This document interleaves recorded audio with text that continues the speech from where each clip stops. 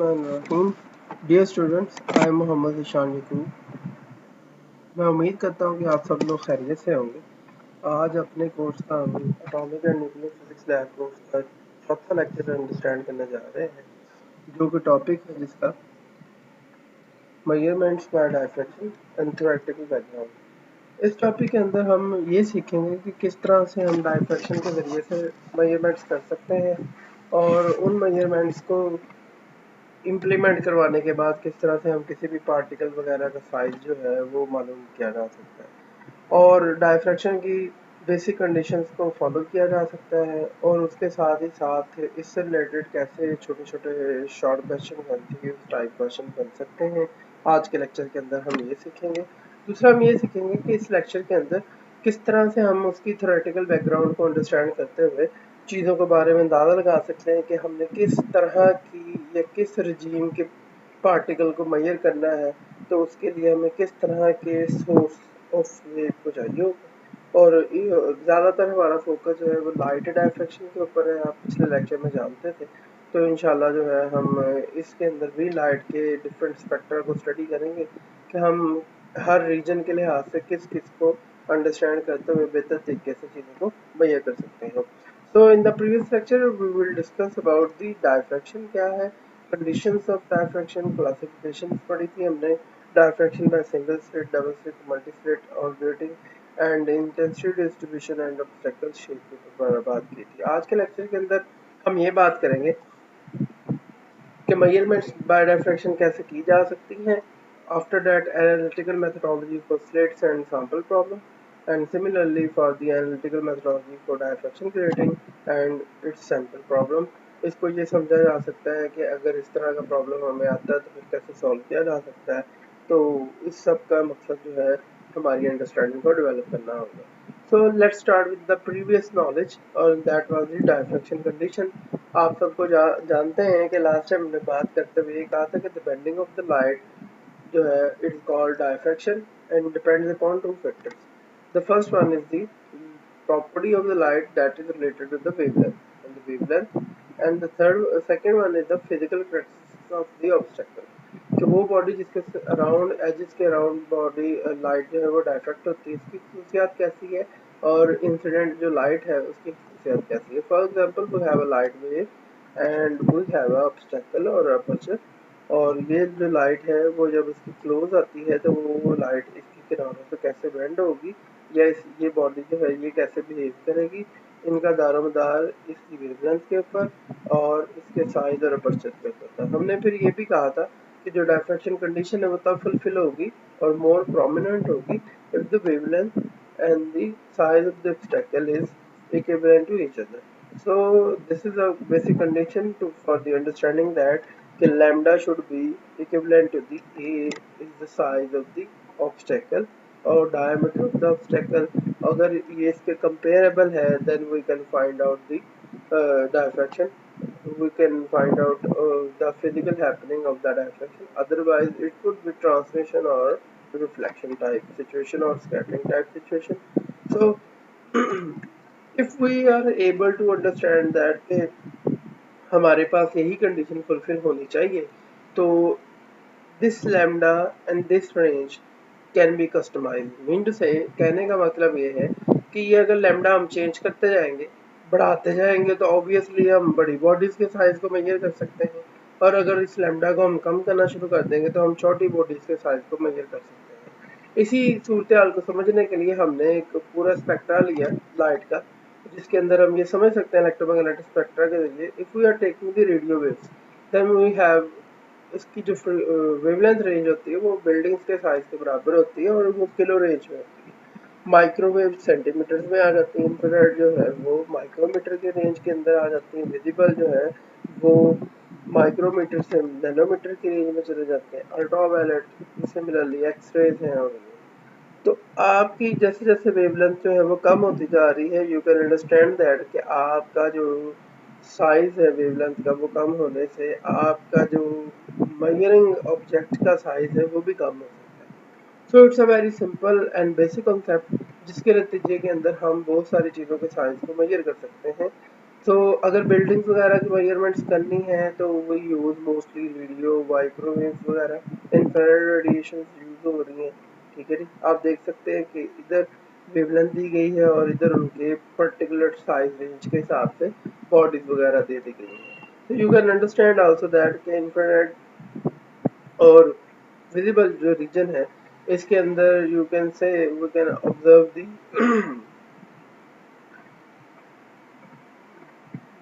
Protozoans level तक का ये डिस्टेंस बन जाता है। After that we have molecular level, after that we have atomic level और after that we have nuclear atomic nuclear level. So आप ये समझ सकते हैं कि किस तरह से हमारे पास यहाँ पे एक्सरे जो है अगर उनकी डायफ्रैक्शन कराई जाए तो हम एटम्स के बारे में जान सकते हैं। अगर यूवी विजिबल वाली करवाई जाए तो हम एटम्स के क्लस्टर के बारे में जान सकते हैं, दैट इज कॉल्ड मॉलिक्यूल। और सिमिलरली इंफ्रारेड माइक्रोवेव वगैरह इस्तेमाल की जाए तो हम बड़े लेवल के ऑब्जेक्ट्स को स्टडी कर सकते हैं। और सिमिलरली वो गैमा रे अगर आप उसकी स्कैटरिंग करा रहे हैं तो यू कैन अंडरस्टैंड और you can prove the atomic nuclei of the system. तो आप इन सब के स्टेप बाय स्टेप साइजेस को मेजर कर सकते हैं और with the particular use of the any wavelength. तो इस तरह से हम ये बात समझ सकते हैं कि किस तरह आप इन सारी चीज़ों को कंटिन्यू करने के बाद इस कंडीशन के हिसाब से डिफरेंट साइजेस को करते हैं। हम अगर अपनी प्रेजेंट केस के अंदर देखें तो हम विजिबल लाइट यूज़ करते हैं। तो विजिबल लाइट आमतौर पे माइक्रो रीजन के अंदर 10⁻⁶ रीजन के अंदर जितनी भी ऑब्जेक्ट्स हैं आप उनको इजीली मेजर कर सकते हैं। और अगर आप एक्सरे डायफ्रैक्शन यूज़ करते हैं मोस्टली विजिबल के लिए हम लेज़र डायफ्रैक्शन यूज़ कर रहे होते हैं। अगर आपके पास even though we can also measure the nanometre ranges of that, जिसको हम बाद में जाके लेज़र डायफ्रैक्शन के ज़रिए से नैनोमीटर्स वगैरह के क्लस्टर ऑफ एटम्स को मेजर कर सकते हैं। In the same way x-rays जो है उससे उसके ज़रिए से हम एटम्स की पोजीशन को फाइंड आउट कर सकते हैं। So that's why we have X ray diffraction और in a very short way we have XRD। So that's why these things are very important और इससे हम ये सारे डिफरेंट कैटेगरीज की डायफ्रैक्शन स्टडी की जा सकती है। ये सारी स्टडीज जो है डिपेंड्स करती हैं कि हम किन पैरामीटर्स और किन हिसाब से कर रहे हैं। हमें उसके ऊपर अभी फिलहाल डिटेल में बात नहीं कर रहे। We are having a very comprehensive discussion about that. So the in the previous we have studied bending of the properties allowed around the edges of the stack based on diffraction of the grid. For example, we have a light source, we have you can say a convex lens, it's a planar become planar, ये spherical wave front से जो planar हो गए हैं ये किसी भी slit के साथ है जिससे ये डायफ्रैक्ट हुई है। डायफ्रैक्ट होने के बाद we have a pattern here and as we saw on the screen we have a light and dark pattern here।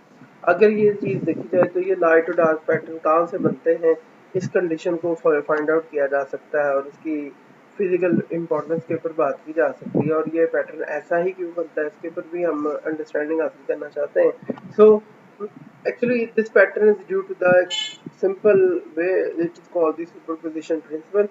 The resultant displacement of the two simultaneous blue and green, just like you have a blue wave here and now you have a green wave, light green wave here, जिसके अंदर आप देख सकते हैं कि resultant displacement of two simultaneous waves blue and the green is a algebraic sum of the two displacement. अगर दो waves आप इसमें यूं मिलाई जाएं और वो ये आपको एक ओवरऑल एक रिजल्टेंट डिस्प्लेसमेंट दे दें तो वो आपकी सुपरपोजिशन कहलाती है। जब वेव एक दूसरे के ऊपर सुपर इम्पोज होती हैं तो जो रिजल्टेंट वेव बनती है it is called the composite wave. तो कंपोजिट वेव जो है यू कैन सी दैट कि ये वाली जो येलो वाली वेव है उसका एम्पलीट्यूड इन दोनों वेव से ज़्यादा है और इनके सम के बराबर है। तो you can take it as constructive interference और we have here so we have here a constructive interference. So similarly we have two waves और ये ऐसी वेव हैं जो एक दूसरे पे सुपर इम्पोज हो रही हैं जिसके नतीजे के अंदर हमारे पास जो है एक ऐसी रिजल्टेंट वेव आ रही है जिसका एम्पलीट्यूड इन दोनों से कम है और इनके डिफरेंस के बराबर। It is called the destructive interference and we have instructive and destructive interference, and due to this reason we have a low amplitude wave resultant wave, and we have a higher amplitude wave, resultant wave, and is called the constructive interference. So इसका मतलब ये हुआ कि जो हमारा जो pattern बनता था डार्क एंड ब्लू लाइट का, it is due to the superposition of the two coherent light waves result in the light and dark fringes on the screen. इसका मतलब वो सुपर इम्पोज होने की वजह से दो वेव्स के वो बन रहा है, जिसको हम डिटेल में अंडरस्टैंड करना चाहते हैं। अब कहानी ये है कि हम ये समझना चाहते हैं कि लाइट फ्रिंज कब बनेगी और डार्क फ्रिंज कब बनेगी। So let's start with the light fringe. Light fringe जो है वो या ब्राइट फ्रिंज जो है वो तब बनेगी occurs when the difference in the path delta p is the integral multiple of one wavelength और lambda, जिसको हम कहते हैं वेवलेंथ का सिंबल है। तो आपके पास जो है वो इंटेग्रल मल्टीपल हो वन वेवलेंथ का। So let's suppose that we have four waves. This is our first wave, this is our first wave p1 और ये मूव कर रही है, और we have our second wave जो कि p2 है।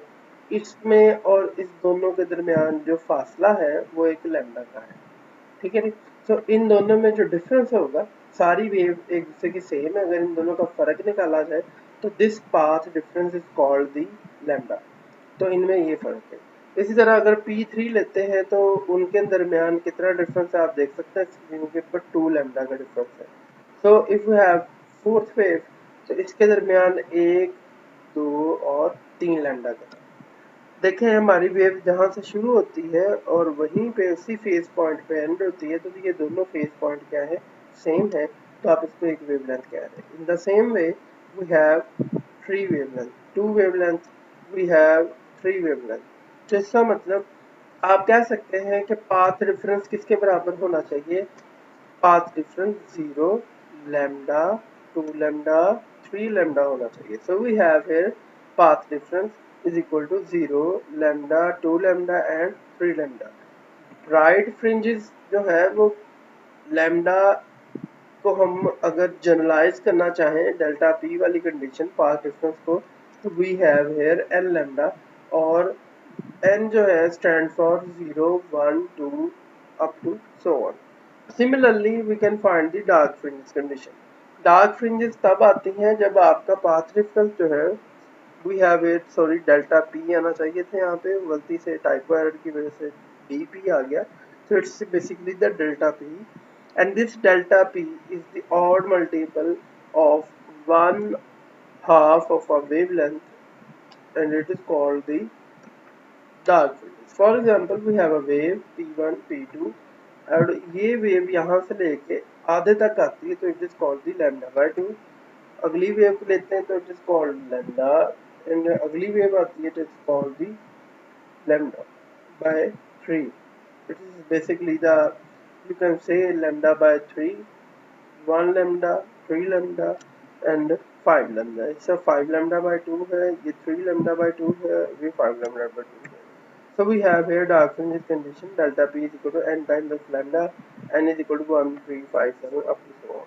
So to understand that analytically, what will be the position of the bright and dark fringes and what will be the basic condition of the fringes, we have a setup here, we have a two slits experiment here, जिसके अंदर आप देख सकते हैं कि ये एक आपकी टू स्लिट वाला कोई बॉडी है जिसके ऊपर ये काम किया जा रहा है, और लाइट रिफ्लेक्ट होती है यहाँ से, और ये किसी न किसी स्क्रीन के ऊपर किसी न किसी पॉइंट के ऊपर फोकस हो रही है, एक पैटर्न बना रही है।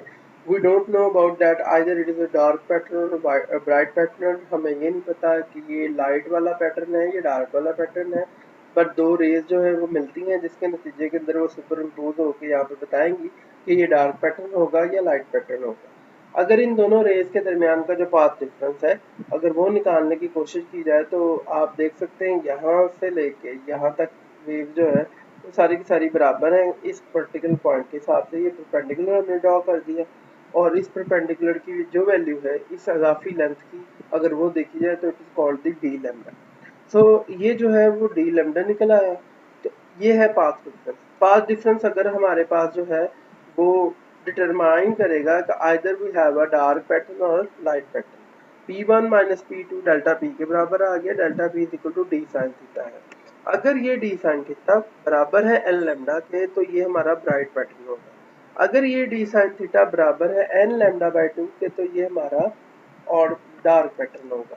तो आप देख सकते हैं कि एल लैम्डा और एल लैम्डा बाई 2 से ये फर्क वाज़ेह होगा कि आपके पास अगर ये फासले का फर्क, पाथ डिफरेंस का फर्क एल लैम्डा के बराबर है तो बनने वाला स्क्रीन के ऊपर ये जो पॉइंट होगा it is called the bright fringe. अगर ये लैम्डा बाय 2 के ऊपर मुश्तमिल है तो it is called the Dark fringe of that. तो उस हवाले से हम इनको अंडरस्टैंड कर सकते हैं।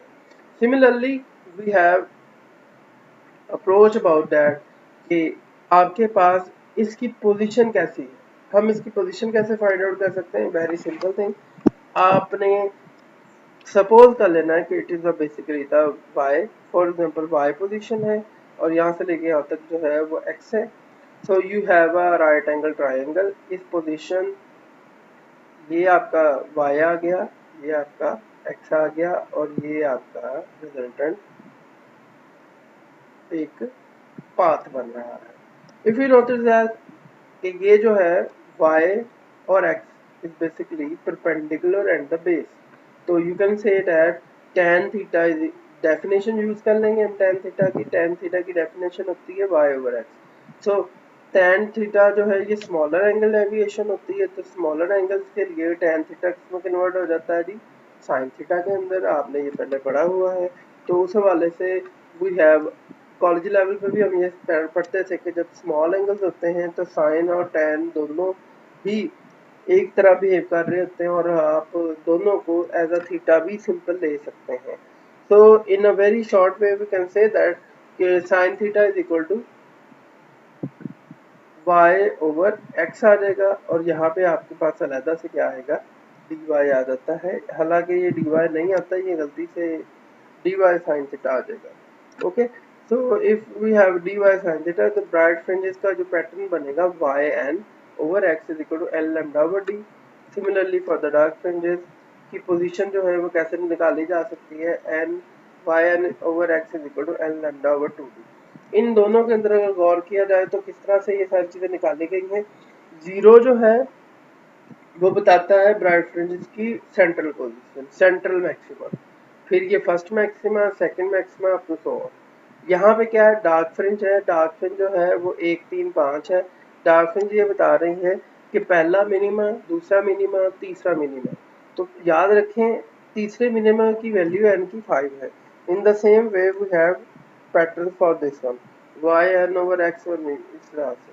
तो yn जो है कॉरस्पॉन्डिंग पोजीशन है मैक्सिमा की या फिर मिनिमा की। So let's start with the example. और एग्जांपल समझने के लिए कि ये क्या हो रहा है और ये हमने कैसे काम करना है इस लैब के अंदर, उस हवाले से एक छोटी सी एग्जांपल है और उस एग्जांपल के लिहाज से हम देखते हैं।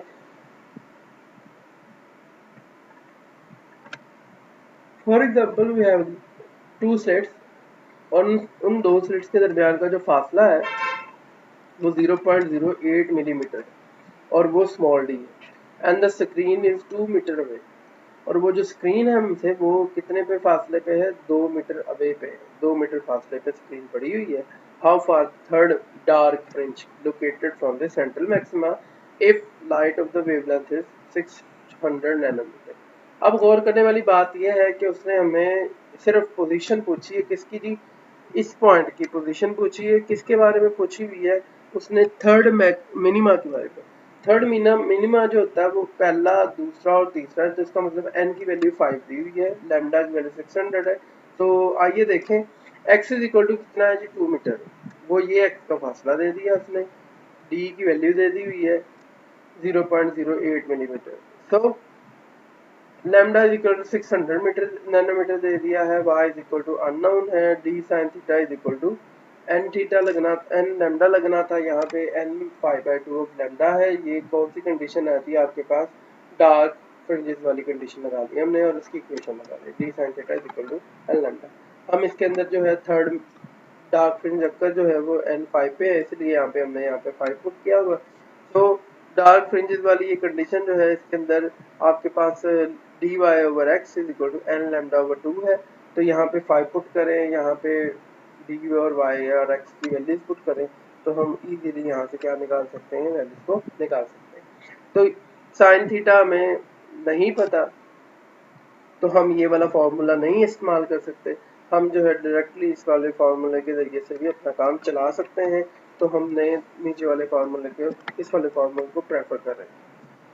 So we have here very dy over x is equal to 5 lambda by 2 आ गया यहाँ पे, ठीक है। और ये वाला जो है हिस्सा वी हैव रीअरेंजिंग, इसको रीअरेंज कर लिया आप लोगों ने, तो आपके पास y is equal to 5 lambda x over 2d आ जाएगा और इसके अंदर वैल्यूज पुट कर देंगे तो हमारे पास जो है ये जवाब आ रहा है कि जो पोजीशन होगी वो 3.75 सेंटीमीटर से वाक़या होगी। तो यहाँ से 2 मीटर हो और यहाँ से 3.75 सेंटीमीटर हो तो आपका जो तीसरा मिनिमा होगा वो इस पोजीशन पे वाक़या होगा। ये एक सैम्पल प्रॉब्लम है जिसके अंदर उसने ये बताया है कि आप इस वेवलेंथ के ऊपर इन सेपरेशन के ऊपर और इस स्लिट्स के दरमियान फासले के लिहाज से पोजीशन जो है मिनिमा की मैक्सिमा की कैसे अरेंज कर सकते हैं। यहाँ पे उन्होंने यूज़ किया हुआ है जी थर्ड डार्क फ्रिंज। यहाँ पे आप सेकंड डार्क फ्रिंज भी कर सकते हैं, फर्स्ट डार्क फ्रिंज भी कर सकते हैं, फिफ्थ डार्क फ्रिंज भी कर सकते हैं। यहाँ पे हम मैक्सिमा के लिए भी ये सारे काम रिपीट कर सकते हैं। तो कहने का मकसद ये है कि अगर ये सिर्फ और सिर्फ एक सैंपल के लिए बना हुआ है तो इस तरह से मैं आपसे इससे रिलेटेड और बेशुमार तरीकों से सवालात पूछ सकता हूँ और आप भी इस तरह से प्रिपेयर होने की कोशिश कीजिएगा मेंटली तौर पे। 1 2 3 4 और 5 अगर आप गौर करें तो हमारे फार्मूले के अंदर टोटल 5 चीज़ें हैं। डी की वैल्यू है, वाई की वैल्यू है, एक्स की वैल्यू है, एन की वैल्यू और लैम्डा की वैल्यू है। तो इनमें से कोई भी दे के 4 और 5वीं अननोन पूछी जा सकती है और उस हवाले से आपसे सवाल किया जा सकता है। तो अपने मेंटली तौर पे अपने आप को प्रिपेयर रखिएगा कि हम किसी भी लिहाज से सवाल जो है वो कर सकते हैं। तो अगला जो टॉपिक है वो पहले भी आपने पढ़ा हुआ है, हम उसके सिर्फ रिव्यू के ऊपर है कि डायफ्रैक्शन ग्रेटिंग जो है वो 1000 पैरेलल स्लिट्स के ऊपर मुश्तमिल होती है किसी भी ग्लास ट्यूब के ऊपर और वो ब्राइटर और शार्पर पैटर्न जो है जिसकी वजह से हम ऑब्जर्व कर सकते हैं। ये एक सैंपल बनाया गया है जो कि एक किसके बारे में है जी, स्लिट्स के नंबर ऑफ स्लिट्स के बारे में है और it is called diffraction grating और उसका पैटर्न जो है हमें उसका फेशियल व्यू जो है वो यहाँ पे दिखाया गया है और ये एक कन्वेक्स लेंस रख के फोकसिंग करके यहाँ पे पोजिशनिंग दिखाई जा रही है। अगर आप गौर करें तो हमने लास्ट टाइम भी इसकी डिस्कस की थी ग्रेटिंग इक्वेशन जो है वो करने के बाद हमारे पास ये इसके फर्स्ट ऑर्डर और सेकंड ऑर्डर मैक्सिमा वगैरह और ये सब कुछ मिलता है। अगर हम इसी के ऊपर सैंपल प्रॉब्लम लेके आए तो बड़ा इंटरेस्टिंग है। वो ये है कि उसने इस दफ़ा हमें वेवलेंथ दी हुई है, light 600 nanometre strikes on a grating rule with the 300 lines per millimeter. What is the angular deviation of the second order bright fringe? So it's mean ये 600 नैनोमीटर है यहाँ पे, strike on a grating ruled with the 300 lines per millimeter. What is the angular deviation? तो उसने 1 2 और 3 चीज़ें दी हैं इस दफ़ा में। उसने हमें लाइट की वैल्यू दे दी है, लैम्डा की वैल्यू दे दी है और उस हवाले से ये दे दी है। इसमें हमें ये जो वैल्यू दी हुई है ये 300 लाइन्स पर मिलीमीटर है। एक्चुअली ये डी से रिलेटेड वैल्यू है बट ये एग्जैक्टली डी की वैल्यू नहीं है, स्मॉल डी की, क्योंकि हमें चाहिए एक स्लिट से दूसरे स्लिट का फासला और उसने यहाँ से लेके यहाँ तक 1 मिलीमीटर के अंदर जितनी लाइन्स लगाई हैं इस तरह की उसने हमें वो बताई। तो आइए सबसे पहले स्मॉल डी की वैल्यू पता करते हैं। To find the slit separation we take reciprocal of 300 lines per millimetre और उसके लिए हमारे पास क्या है, लाइन्स पर मिलीमीटर कन्वर्ट हो जाएगा millimetre per lines. So we have D is equal to 1/300 lines per millimetre. ये कन्वर्ट होकर आपके पास आ जाएगा 0.00333 millimetre per line. So we have here D is equal to 0.0033 millimetre per line और यहाँ पे आपके पास कट कटा के इट बिकम्स 3 × 10⁻6 मीटर। तो ये आपके पास डी की वैल्यू आ जाती है। डी की वैल्यू निकालने के बाद we have 3 things, we have 600 nanometre D की वैल्यू आ गई and second order bright fringe आ गई। So we have a very simple thing, वो क्या है जी, lambda is equal to 600 nanometre, ये तीन चीज़ें हैं जो नॉन है। D is equal to 3 × 10⁻6 metre, N is equal to 2 लिखा जा सकता है। और जो नहीं अननोन वो है जी आपके पास एंगल निकालना है। According to the basic equation of grating D sine theta is equal to N lambda, तो आपके पास एन भी है, लैम्डा भी है, डी भी है। We have to just find out the theta and that is the requirement and the unknown here. So बहुत आसान है। आप इसको रीअरेंज करें, इक्वेशन को रीअरेंज करने के साथ ही ये इक्वेशन जो है वो डेवलप हो जाती है। Sin theta is equal to 2 lambda over d, and by putting values in this equation we can have the value of sin theta is equal to 0.363. अब sin का इन्वर्स लिया जाए तो we will get the theta value and the second order differential जो है order जो है fringe जो है डेविएशन की आ जाएगी theta 2 is equal to 21.1 degree and that is our required answer। इस पूरी सूरत हाल के अंदर अगर आप गौर करें तो ग्रेटिंग वाले मामले के अंदर हमें 4 टोटल आइटम्स हैं जिनमें से 3 दे देता है और 1 नहीं देता हमें। तो इसके अंदर भी 3 हमें मिल गई थी और चौथी नहीं मिल रही थी। सो इन द सेम वे आप ये कर सकते हैं कि आपको एग्जामिनर कोई भी 3 दे के चौथी पूछ सकता है। मिसाल के तौर पे वो आपको ये थीटा दे सकता है, वो आपको डी की वैल्यू दे सकता है, वो आपको लैम्डा की वैल्यू दे सकता है और सिर्फ एन छोड़ सकता है। अगर ऐसा होगा तो फिर आपने रीअरेंज करके एन की वैल्यू को निकालना है। अगर आपको एन भी दे देता है, लैम्डा भी देता है, थीटा भी दे देता है, तो ये पूछ सकता है कि डी की वैल्यू बताएं। तो we have multiple options for asking the questions related to this कि ये किस तरह से स्टेप बाय स्टेप चीज़ों के बारे में सवाल पूछा जा सकता है और किस तरह से हम उसको आंसर और इसको कंप्यूट कर सकते हैं। तो इन एग्जांपल्स का मकसद और इन का मकसद यही है कि हमें ये तरीकाकार आ जाए कि जब कोई डाटा दिया जाता है तो उस डाटे को हमने मैनिपुलेट करते हुए किस तरह से अहम वैल्यूज और अहम चीज़ों को निकालना है और इसका मकसद क्या किया जा सकता है। इसी बुनियादी बातों को मद्देनजर रखते हुए इंशाल्लाह हम अपने नेक्स्ट लेक्चर के अंदर डिटरमाइन करने की कोशिश करेंगे, एक्सपेरिमेंट के ऊपर बात करेंगे कि किस तरह से हम एक डायफ्रैक्शन गेटिंग का इस्तेमाल करते हुए किसी भी लेज़र लाइट की वेवलेंथ के बारे में जान सकते हैं। जैसा कि अभी हमने देखा कि अगर डी साइन थीटा और एन की वैल्यू अगर हमें पता है तो हम लैम्डा निकाल सकते हैं। इन द सेम वे हम इस एक्सपेरिमेंट के अंदर यही फार्मूला लगाते हुए ग्रेटिंग डायफ्रैक्शन ग्रेटिंग की वैल्यू निकाल सकते हैं। इसी तरह हम determine the size of the object by laser light, तो हम ये भी डिटरमाइन कर सकते हैं कि जो साइज है ऑब्जेक्ट का जिससे लेजर लाइट डायफ्रैक्ट हो रही है उसका साइज क्या है वो भी निकाला जा सकता है। तो इंशाल्लाह हम अपने नेक्स्ट लेक्चर के अंदर इन एक्सपेरिमेंट के ऊपर स्टेप बाय स्टेप बात करेंगे। किसी का कोई सवाल हो इन सब से रिलेटेड तो वो लाजमी पूछें। हमारे क्वेश्चन जो हैं वो आप पूछ सकते हैं इजीली अपने व्हाट्सएप ग्रुप्स के अंदर जो मैंने बनाया हुआ ये जूम मीटिंग के अंदर पूछा जा सकता है, या फिर आप इस यूट्यूब चैनल के ऊपर कमेंट सेक्शन के ऊपर जाके भी सवाल पूछ सकते हैं। मैं उम्मीद करता हूँ कि आप लोगों को इन सारी बातों की समझ लगी होगी। अगर फिर भी किसी को कोई मसला, किसी को कोई क्वेश्चन है तो यू आर वेलकम। तो आप पूछिएगा, लाजमी पूछें सवाल ताकि हम इस अंडरस्टैंडिंग को मज़ीद बेहतर बना सकें। अल्लाह हाफ़िज़।